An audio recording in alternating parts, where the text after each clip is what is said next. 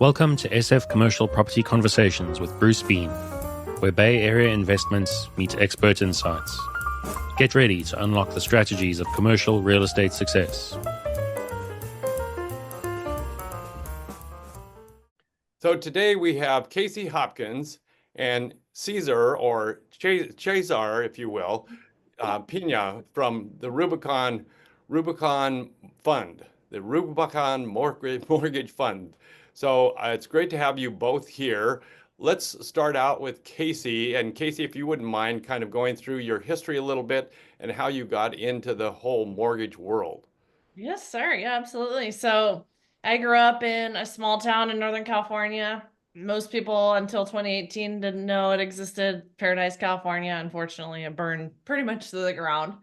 And I went to Chico State. I got a degree in finance and real estate and always wanted to get into commercial, but I graduated in 2008 when the market was horrible. And so I moved down to the San Francisco Bay Area and have been in kind of commercial real estate ever since. I started as an appraiser for several years, and then I did a couple years at an environmental company doing phase one reports.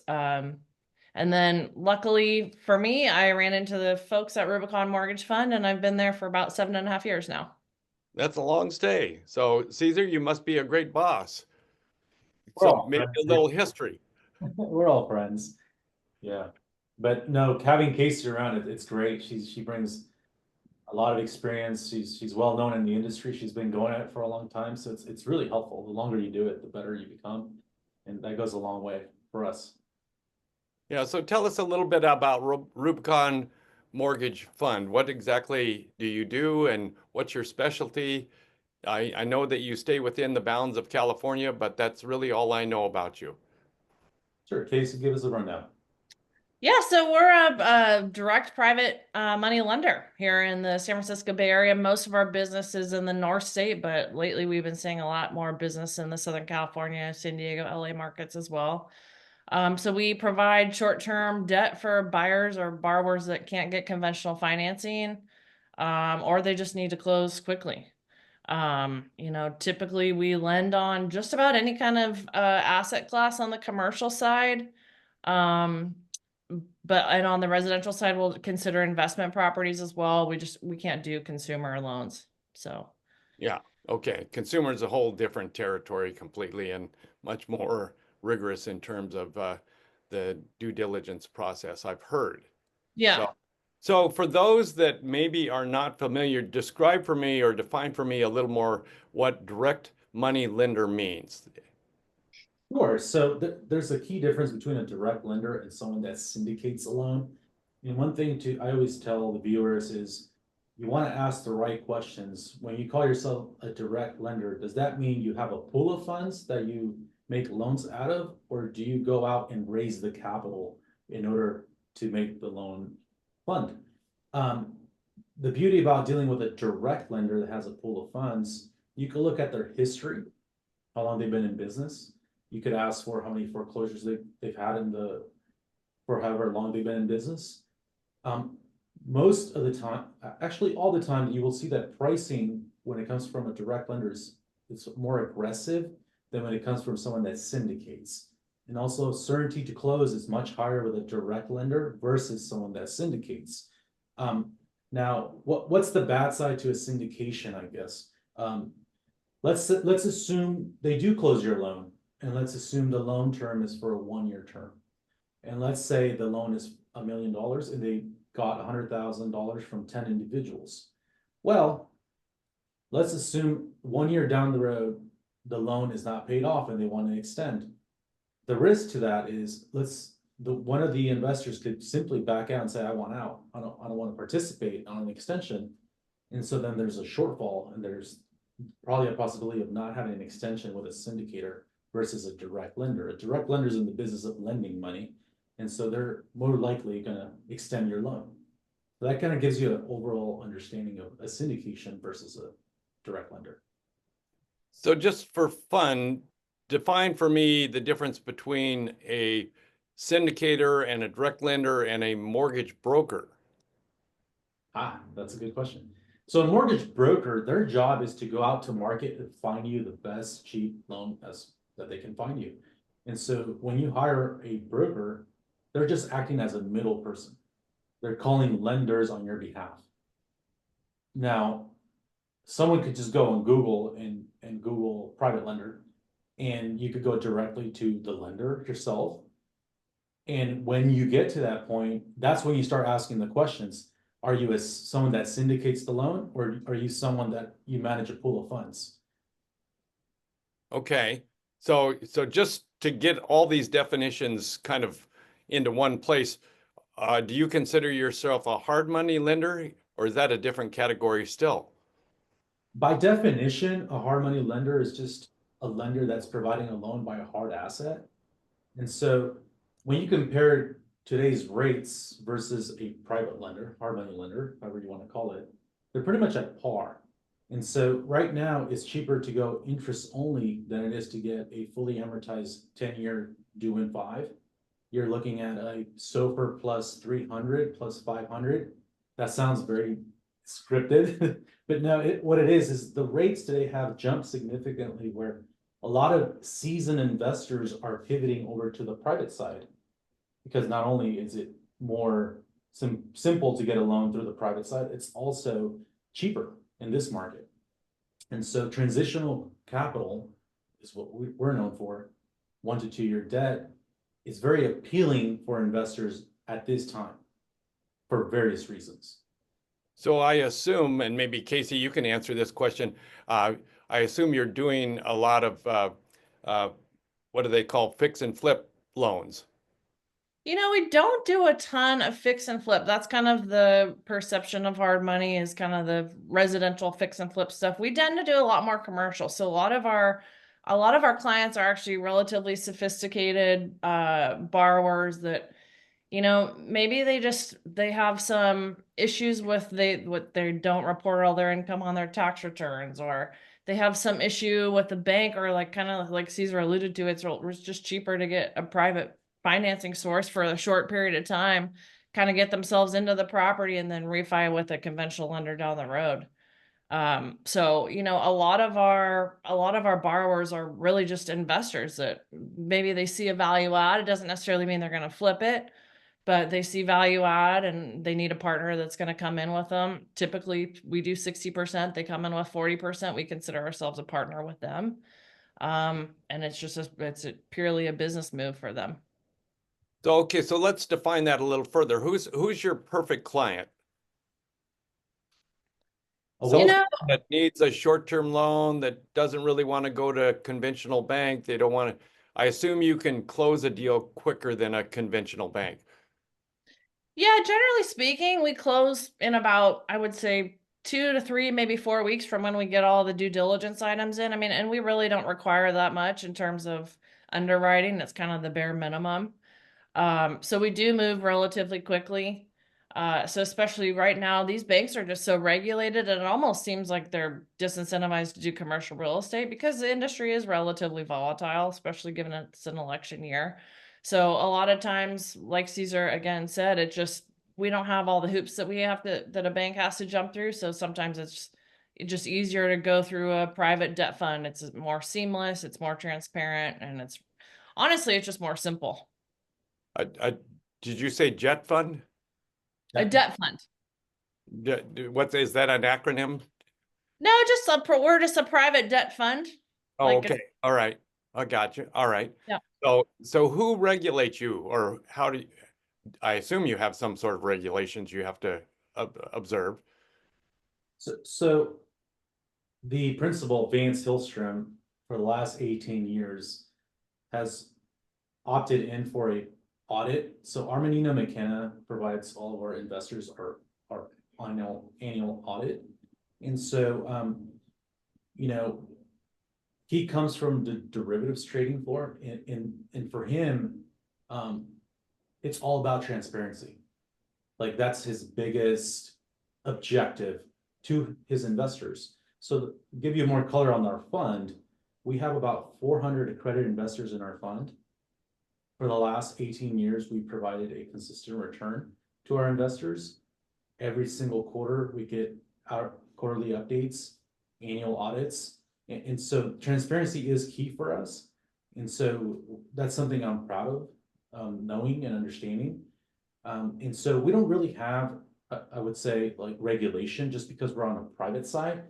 That doesn't mean we're the Wild West here. No, we have guidelines we follow, and transparency is our main objective for both the borrower and also the investor of our fund.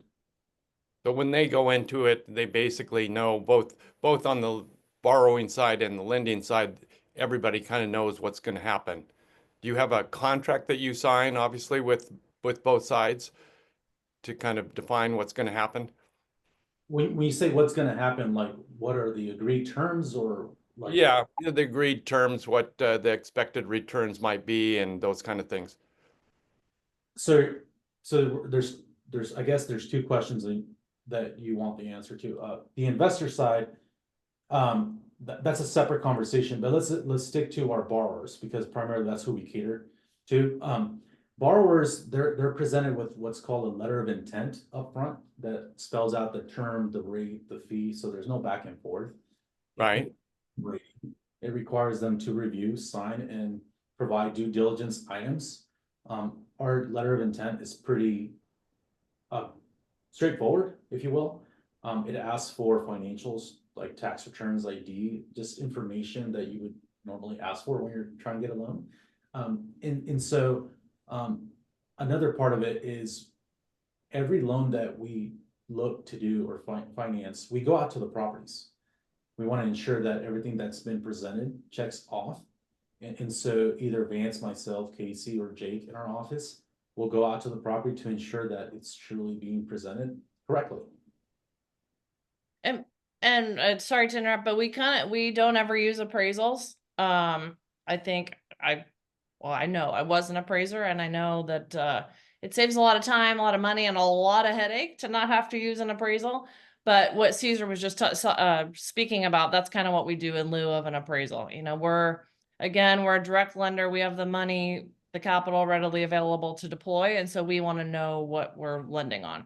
So that's kind of what we do in terms of as a replacement for an appraisal.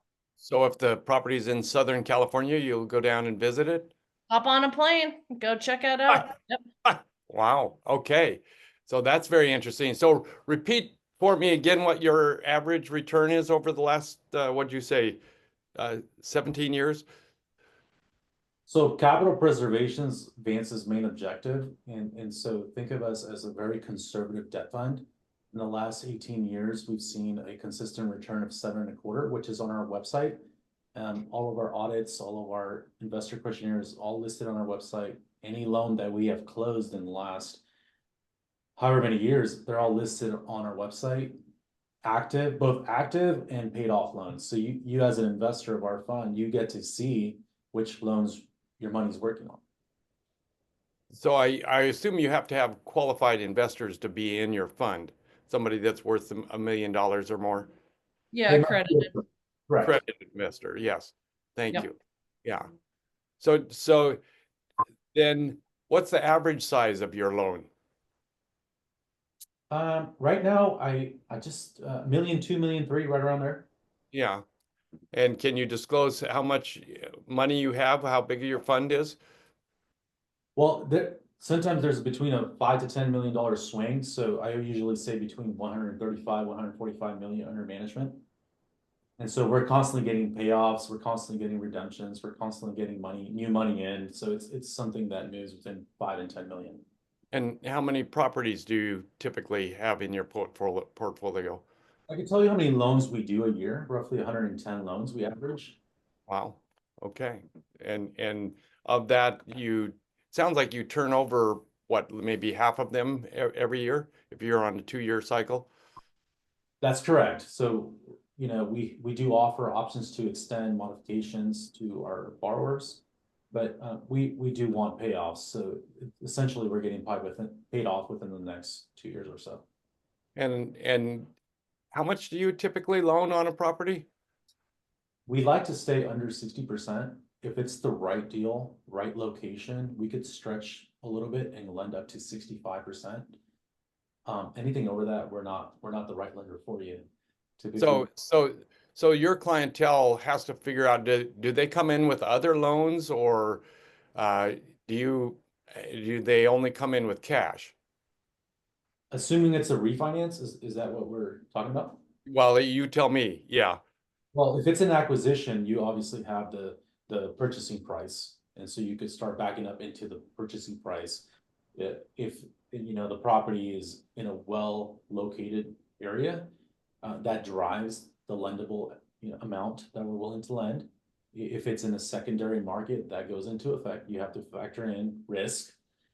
So typically, like I said, in a really good solid market, you're at 60 to 65%. In a secondary market, depending on the quality of the loan, you're between 50 and 55%. Yeah, but you're not stacking loans on top of each other. You're basically asking well, I guess if it's a refinance, you don't necessarily have to come in with cash. You're just closing out another loan. So let's take a step back. Just in general terms, commercial property is down about 20% in most markets. And so right now, what we're in I like to say a bifurcated market where borrowers are understanding that now they have to come in with cash, fresh capital to pay down some of these loans because either they're facing vacancies, they're facing maturity default, they're past maturity default, like all these factors and factor into quantifying a loan. So in most cases, you're looking at a refinance and you're requiring a pay down. And that's something they don't like to hear, but it's just happening because of the nature of the market we're in. So how many people work at Rubicon Mortgage Fund? Four What do we people? have now? 10, about 10 people. We have 3 sales loan officer or 4 loan officers. Caesar's the sales manager, and then we have our fund manager who's Vance Hillstrom, and then we've got some 4 back office women or Cool. folks. We have legal, we have accounting, loan servicing, investor relations, front desk. So, Go ahead. yeah. Okay. We do everything in-house. So our legal's done in-house, underwriting in-house, docs are in-house. I mean, we keep everything very close to the chest. Like Caesar said earlier, we want to be very transparent, and part of being transparent is having your hands on every part of the deal, from pre-closing to post-closing. So Casey, I'm curious, how are you marketing yourself? Are you cold calling? Are you We're emailing? looking at it. We Doing do everything. podcasts. You're doing podcasts for marketing. That's right. No, Caesar and I do just about any networking event in the North State, some in the South Bay or South State. Do a lot of in-person meetings, a lot of phone calls, a lot of email blasts. Yeah, podcasts, videos, a little bit of everything. So I assume you're all in on the lending side, and then somebody else has to work on the investment side. Yeah, Caesar and I, for the most part, are tasked with bringing in new loans, although we are looking for new investors right now as well. But we have a different department that handles investor relations, post-closing and whatnot. Okay, so let's go back just one step here. I'm just very curious that you don't use appraisals. So how do you determine whether a property is really worth what you think it is or they say it is? Yeah, we kind of just do our own valuation based on LoopNet, CoStar. We work really closely with a lot of commercial real estate brokers. And we kind of just do our own valuation that way. And honestly, it's not even necessarily a matter of LTV, you know, like a hard 50 or 60% is really where we're comfortable putting our money out on any given asset class, location. It's all dependent on a multitude of factors, including the borrower. Yeah. So it's not just sort of a straight appraisal type approach. There's also factors involved. It's not just like, okay, here's our target. We're like for sure on here. There's so many factors that weigh into the risk of doing a loan, and so it's a lot of those just can't be captured by an appraiser or by an appraisal. So I assume your foreclosure rate is very low, but you know that occasionally you get a property back once in a while, then you have to resell it. What happens? Yeah, I think we've been around for 18 years. What, Caesar? I think we just took back our like 5th or 6th property. I mean, it's very, very low. We're pretty conservative. Wow. when you're doing that many loans a year. That's great record. It's a testament to our fund manager. He's really hands-on and really, he takes, like Caesar said, he takes the job really seriously, and he always tells us we work for our investors. We're trying to do well by our borrowers, but the investors are the first and foremost. What's sort of the most units you've done in terms of a multifamily loan? Caesar probably did that deal. You did that big deal, right, Caesar? Fluctuates. It could go anywhere from, depending on what market you're looking at, it could be anywhere from 20 to 45 units, something like that.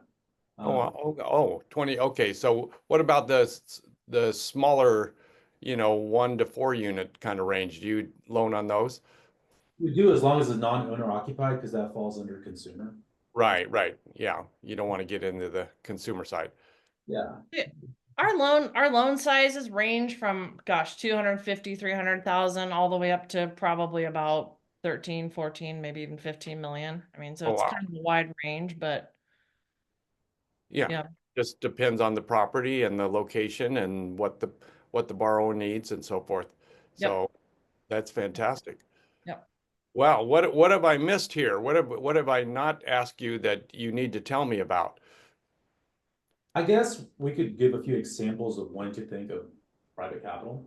And so, just to at least give an idea to the viewers, when you're facing partner buyouts, you might inherit real estate. You might have an individual in the family that doesn't want to keep the property. And so you could come to us for a cash out component to the deal. And so this individual gets paid off and you still own the property. You go to a bank and say, hey, I need $1 million to pay off Casey on this $2 million property. They're going to laugh at you. But if you come to us, we'll see it as a 50% loan to value, and we'll do that loan. And in Casey, the way she would pay us back is then go to the bank and say, I got a $1 million private note. Can you refinance this note out? And they'll be incentivized to take a closer look. Someone that's facing bankruptcy, foreclosures, we lend to trust, not many lenders do. Someone that's in the process of a reverse 1031 exchange or a regular 1031 exchange, those are typically short fused. And so you need a lender that understands not only the logistics of a 1031 exchange, but teeing up where the exchange doesn't fail. And so bridge financing is vital for those transactions. Casey mentioned timing is of the essence when you have something that needs to close by a certain timeline. We move way faster than a institutional lender. We have more flexibility, greater capacity. We think on our feet, I like to say. And so we're fast to react. Typical turnaround time, as Casey mentioned, you're looking at, depending on what it is, but 2 to 4 weeks close time. Right now, the main issue, Bruce, is insurance. Oh God. Yeah. Now we do. So that has slowed down the close of escrow significantly on various asset classes. No matter you're looking at multifamily, retail, industrial, it's all being affected. Casey, do you want to give some examples like loan maturities, etc.?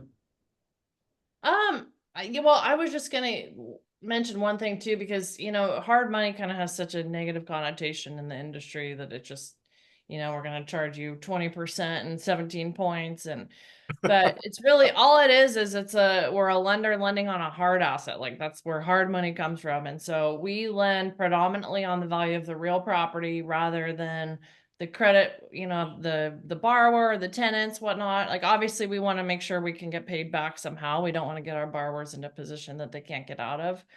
But we don't have any income requirements or, debt service or anything like that. So really, as long as the leverage point is relatively low and we can pretty much figure out a way to get, a deal done. That's part of the beauty of not being regulated, so to speak. We can kind of customize a solution that'll work for the borrower and help them get their issue, remediated. And then hopefully in the next year or two, they can graduate to conventional debt.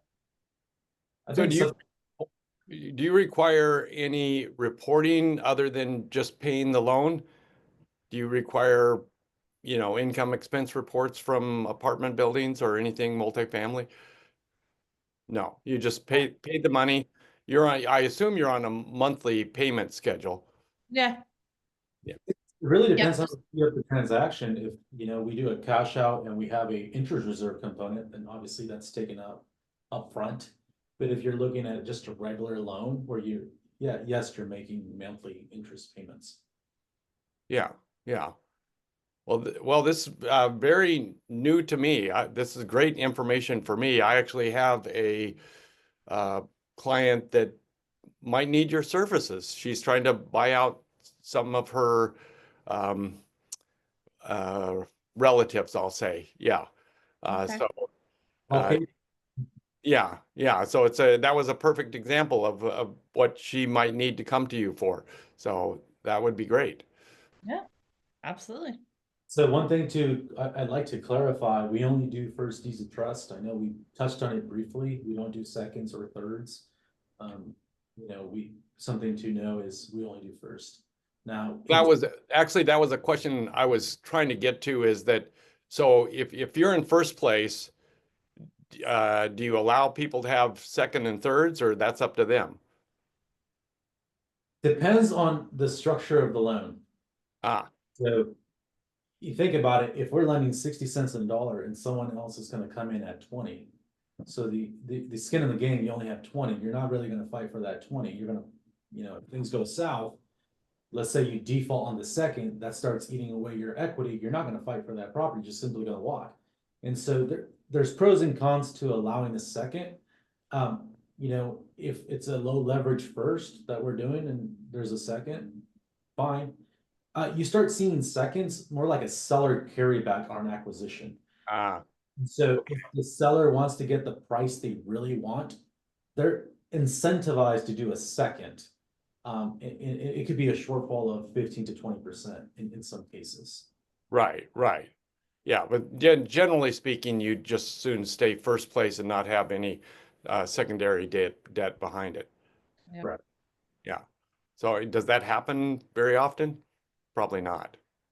A little bit. A little bit. But did we do a loan with the second? Yeah. Once in a Yeah, while. not so much now. In a market that's volatile like this one, yeah, not as much. I mean, we have to be really, really cautious with how we lend, make sure we're well securitized, and make sure the borrower's incentivized to keep things moving along. Well, Then okay. Oh, sorry, Caesar, go ahead. I was just gonna say, nobody wants to be behind a big first. Like, why would you take on that risk? Yeah, right. You can just knock them out. Yeah, they may never get paid. So that makes sense. So okay, so let's come to our final question here. What's your crystal ball say? You say we're in a volatile period right now. Uh, what are you thinking is going to happen over the next year? Of course, we're coming up on the election, so who knows? But anyway, I'll let you try and tell me if you have any predictions.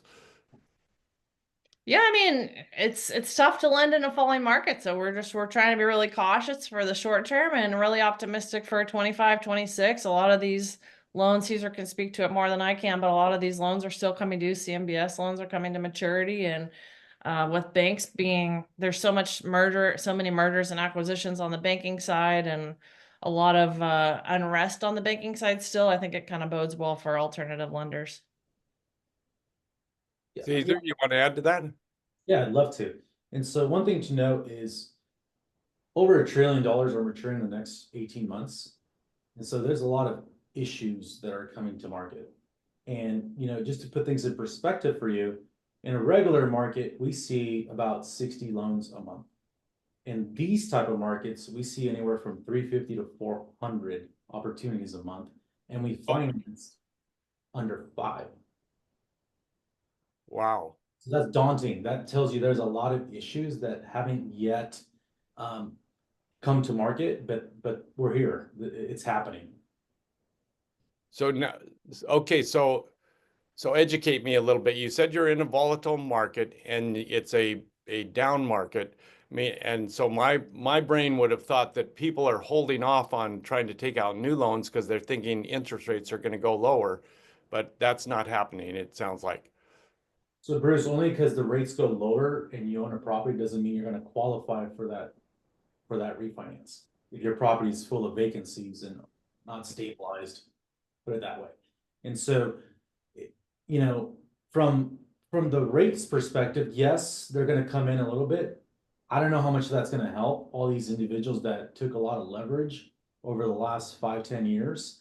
A lot of the loans that are maturing are going from a 5-year fixed to a variable interest payment. These are known issues. You're seeing office properties trade for 10 cents on a dollar in some markets. Right. I think office as a whole is still 3 to 5 years out. The reason I say that, a lot of these office buildings might have a lease in place, but not necessarily people are not in. And so a lot of these leases in 3-5 years, when it's time to modify, extend, they might just walk. And so you're gonna have all that space come to market and just add to the fuel. And then, I mean, we could talk about different property types, but I think office is taking in teeth. I think we need change in, you know, in this election, and I think it's gonna be for the best if we have good change. A lot of people are hoping, the things stabilize, inflation, to get a grasp on inflation is through the roof. Why would you go buy a building right now when you could just put it in the bank and make 5% on your money and not have to worry about? That's always a idea. And so a lot of people, yes, they're sitting on the sideline. There's a lot of money on the sidelines. I know a few investors that have tons of cash ready to deploy, but they're just waiting to see what's really going to happen. And so then they'll come to market. And so there's still a lot of, I guess, blood out there. There's a lot of pain. If you own property, there's a lot of pain. And if you don't own it, you're a buyer, you can get a good buy. It really depends what side of the fence you're on. So maybe just to finish up here, maybe we can run through the asset classes a little bit here. So office, basically you're saying is kind of dead right now. What about the retail market, retail sales? Big box retail is sitting, you know, like you have Walgreens exiting California. Right. And part of that is due to crime. And so big box retail is skeptical. You don't really have a grasp on it. You could probably buy a retail strip center right now cheaper than what you could build it for. It really depends what market you're looking at. Some retail is doing fine. I think people just want an experience right now. They don't really want to like just go to the old mall that we used to go in the 90s. It's something that's a thing of the past. I think people just want to go and have something to eat and maybe window shop, maybe. So retail, I guess it depends on the sub-market we're talking about. If you're in San Francisco, you're not doing too good. If you're in I live in Danville, San Ramon, Bishop Ranch, that thing is booming. And all it is they created this experience, family friendly experience. And that's what people they want. Yeah, exactly. Yeah, I think it really does come down to location, and that's part of the reason why we like to visit every property we lend on, because not only does it get us a chance to meet our borrower, check out the collateral, but we also can check out the community and kind of see how their retail's performing, how's their office performing, what's the multifamily situation like, what's the housing situation like. Kind of like I said before, there's so much that goes into this underwriting process that it just like can't get summed up on an appraisal report. So it's we try to take a holistic approach from it. And industrial, are you doing some industrial loans? Love industrial. Yeah, But who doesn't? Everybody loves industrial. Oh, okay. All right. That's good. Okay. So if I'm interpreting, tell me if I'm wrong here. It sounds like you do mostly multifamily loans. You do some industrial, some retail, not too much office, and a few fix and flippers. Yeah, I mean, like our fund manager always says, there's a price for everything, right? You know, there's a risk level for everything. There's a price for everything, and so it just depends on, like I keep saying, it just depends on location and asset class and borrower and all those things, and that's how we can come to an offer, an LOI. Well, it sounds like, if I'm interpreting this correctly, depending on the property, you may vary your interest rate. It's not like a bank where you go in and this is our rate for today and so forth and so on. From transaction to transaction, you may vary your interest rate depending on what's happening with that particular property. Yeah, depending on risk and depending on the property, the location, like we're not going to look at a deal in Bakersfield. No, nothing bad on Bakersfield versus, San Francisco. They're just totally different markets. So there's more risk in one, less on the other. And, it's it kind of comes together into our pricing and loan structuring and all that. Well, that's fantastic. You've been very educational. I've learned a lot here today. So I hope the viewers also have.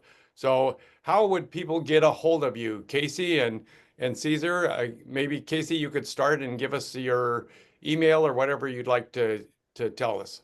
Yeah, so my name's Casey Hopkins. I can be reached on LinkedIn. My email is casey@rubiconfund.net. And I can give you my phone number too, or I don't know if you dispense. Sure, phone number's fine. Yeah. 530-228-3790. Okay, call Casey and Caesar. That's right. That's right. Call Casey. Okay. All right. All right. For the show. Yeah, you'll be in touch with Casey. So that's the prime factor there. That's good. All right. Well, I've enjoyed this conversation and I look forward to hopefully doing some business with you in the future. Thanks for having us on, Bruce. It was a pleasure. We'll talk to you soon. All right. So, Bye-bye. hang on here. Okay. That's a wrap on today's journey through the SF commercial real estate scene. Ready to share your story? Visit sfcommercialconversations.com/guest. Your insights could lead the next conversation.